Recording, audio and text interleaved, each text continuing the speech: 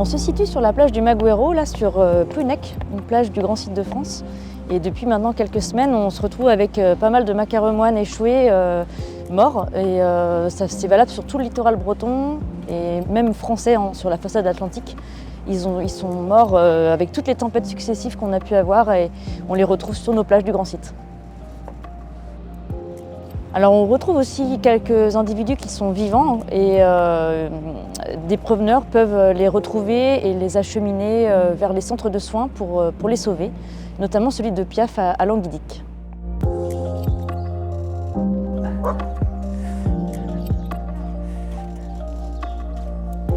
Voilà, c'est le macareux. Et au moins, lui, il est vivant. Et tu l'as trouvé où, lui? À la Sainte-Barbe. Ouais, Plouarnel. Il est au moins vivant. Bah oui. Toutes les tempêtes sont toujours impactantes très très fort sur la faune sauvage. Et au niveau des oiseaux marins, là c'est catastrophique parce que ça fait donc des tempêtes qui se suivent et on se retrouve avec des dizaines et des dizaines d'oiseaux, ce qu'on appelle des oiseaux pélagiques normalement, qui sont en pleine mer. Ils se sont battus pendant des jours et des jours pour ne pas arriver sur le sol.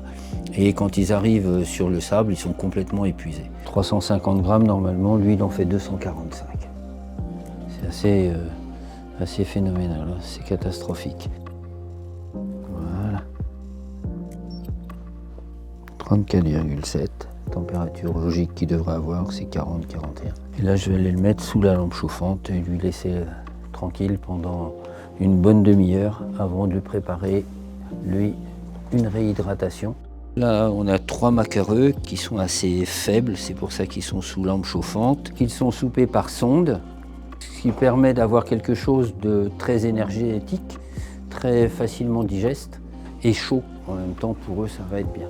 Là, il n'est pas question de regarder ailleurs que ce que l'on fait, parce que si on fait un geste de travers, si on ne fait pas attention, ça va partir dans les poumons. Et on a une deuxième sorte, donc ce sont les oiseaux qui ont été touchés par des hydrocarbures.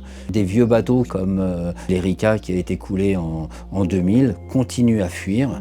Donc, et là on se retrouve avec des animaux qui sont impactés plus ou moins. Une tache d'hydrocarbures grosse comme l'ongle d'un pouce suffit à rendre l'animal poreux à l'eau, il n'est plus étanche.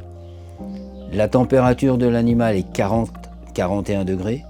L'eau est à 8 degrés, elle arrive sur sa peau, automatiquement il ne peut plus digérer, il en meurt. Donc nous, on remet les oiseaux en état, on les remet en chaleur, et une fois qu'ils sont prêts à être nettoyés, on a deux centres de soins partenaires qui sont l'ALPO à l'Île Grande et pas loin d'ici à 1h30, le centre de soins Sea Shepherd.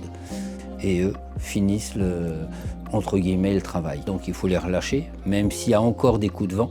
Et donc là, à l'heure actuelle, l'endroit le plus propice pour les relâcher, où ça tape le moins, c'est au Cap Fréhel. Donc ils sont relâchés le plus tôt possible.